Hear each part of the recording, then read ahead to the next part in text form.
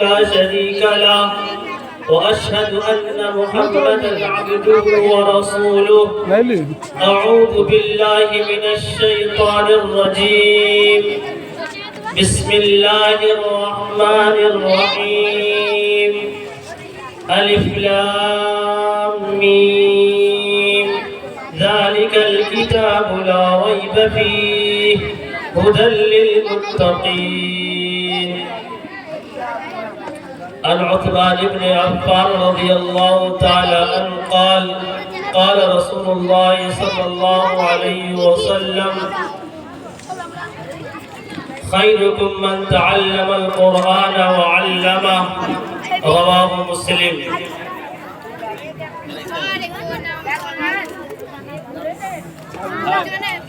کچھ اہل ستم کچھ اہل حشم میں خانہ گرانے آئے تھے کچھ اہل ستم کچھ اہل حشم میں خانہ گرانے آئے تھے دہلیز کو چوم کر چھوڑ گئے دیکھا کہ یہ پتھر بھاری ہے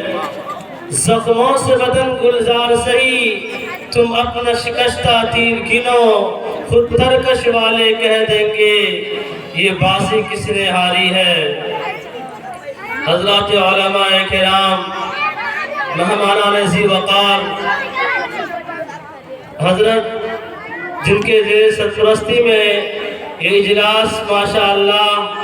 بڑی آب و تاب کے ساتھ روانگی کے ساتھ اپنی مشن کی طرف اپنے مقصد کی طرف رواں دواں ہے میں حضرت صاحب کی موجودگی میں اور ہمارے استاد محترم حضرت مفتی رضوان صاحب اور حضرت قاری قمر الدین صاحب دیگر اساتذہ کرام یا علماء کرام کی موجودگی میں ہمارے رفیق محترم جناب قمر عالم رحمانی صاحب ان تمام لوگوں کی موجودگی میں یہ بندہ آپ کے سامنے چند معروضات پیش کرتا ہے امید ہے کہ دل کی گہرائیوں کے ساتھ اور عمل کرنے کے نیت سے انشاءاللہ سنیں گے یہ بات یاد رکھیے کہ اللہ تعالیٰ نے ہمیں اسلام جیسا پاک صاف مذہب عطا فرمایا ہے اور اللہ تعالیٰ نے ہمیں اسلام کے لیے چنا ہے منتخب فرمایا ہے اور ہمیں اس پر اعتماد اور بھروسہ اور پورے اطمینان کے ساتھ اطمینان قلبی اور یاد رکھیے کانفیڈنس پیدا ہونا چاہیے کہ اللہ نے ہمیں اچھا بنایا ہے اور جناب رسول اللہ صلی اللہ علیہ وسلم کے امت نے پیدا فرمایا ہے یہ بات یاد رکھیے کہ اسلام کے آنے سے پہلے ایسے حالات بنے ہوئے تھے کہ جب کہ لوگ اپنی ماں کو مائیں نہیں سمجھ رہے تھے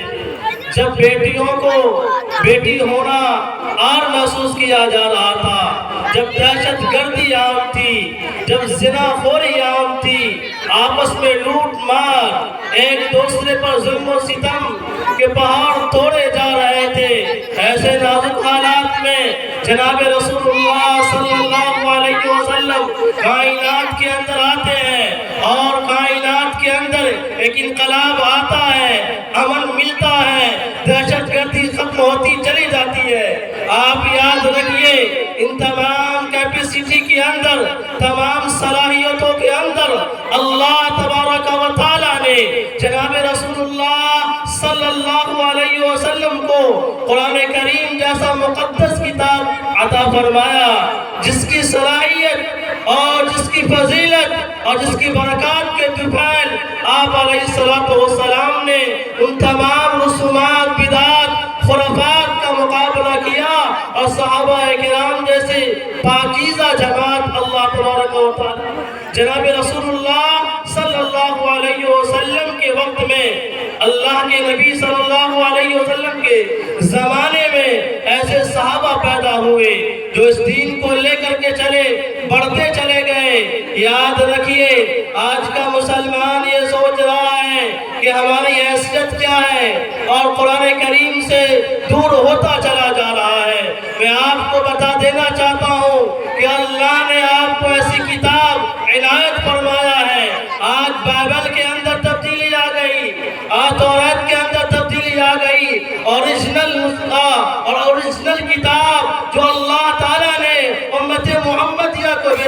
وہ قرآن کریم آج دنیا کے اندر اوریجنل موجود ہے، اور اپنے تمام کمالات کے ساتھ، تمام برکات کے ساتھ، تمام کیپیسٹی اور صلاحیت کے ساتھ، وہ چیلنجز کے ساتھ، یاد رکھیے اس وقت امت مسلمہ کو قرآن کریم سے جڑنے کی ضرورت ہے، مدارس اسلامیہ سے جڑنے کی ضرورت ہے۔ آپ کو میں بتلا دوں کہ قرآن کریم کی کتنی بڑی دولت ہے۔ حضرت امام شافعی رحمۃ اللہ علیہ کے پاس ایک آدمی آتا ہے، قرآن کے بعد یہ عرض کرتا ہے کہ امام صاحب، ہمارے گھر میں اولاد نہیں ہو رہی تھی، کافی دعائیں ہوئی، چند دنوں کے بعد اللہ نے گھر میں بیٹی عطا فرمایا۔ میں نے خوشی میں، مگن میں آ کر کے یہ وعدہ کر لیا کہ ماشاءاللہ میرے گھر میں رحمت آئی ہے، اللہ کی نیک بندی آئی ہے۔ میں اس گھر کے اندر میں یہ ارادہ کرتا ہوں، وعدہ کرتا ہوں، اور یہ انہوں نے بول بیٹھا کہ دنیا کی تمام دولتیں ان کی رخصتی کے وقت ان کے قدموں میں لا کے رکھ دوں گا۔ جب بچی کے بارے میں یہ بات مشہور ہو گئی، اس آدمی کو فکر لائق ہوا کہ میں پریشان ہوں، کیا کروں، آخر اس کا حل کیسے ہو۔ ایک آدمی پورا دنیا کی تمام دولتیں جمع کرنا، یہ تو ناممکن سی بات ہے۔ حضرت امام شافعی رحمۃ اللہ علیہ نے فرمایا کہ آپ جائیے،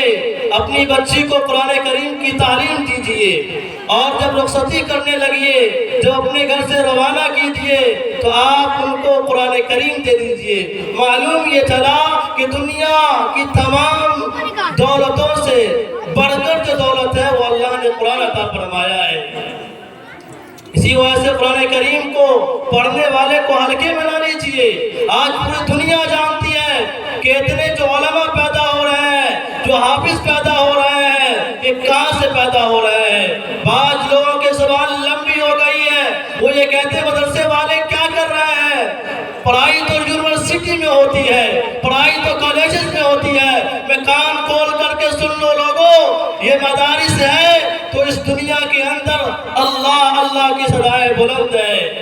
اسلام کا وجود باقی ہے۔ کوئی یونیورسٹی، شاید وہ جامعہ ملیہ ہو، شاید علی گڑھ یونیورسٹی ہو، یا مولانا ابو کلام آزاد ہو، آپ نے سنا ہے کہ وہاں سے علماء پیدا ہوتے ہیں، وہاں سے حافظ قرآن بنتے ہیں۔ یہ مدارس کا دین ہے، یہ مدارس کی برکت ہے۔ اسی وجہ سے ہلکے میں نہ لیجئے۔ ایک ماسٹر صاحب، ایک وکیل صاحب، ایک ڈاکٹر صاحب یہ کہتا ہے کہ مولوی صاحب کیا کرے گا۔ ارے ڈاکٹر صاحب آپ بتائیے کہ آپ نے کتنے کو ڈاکٹر بنایا۔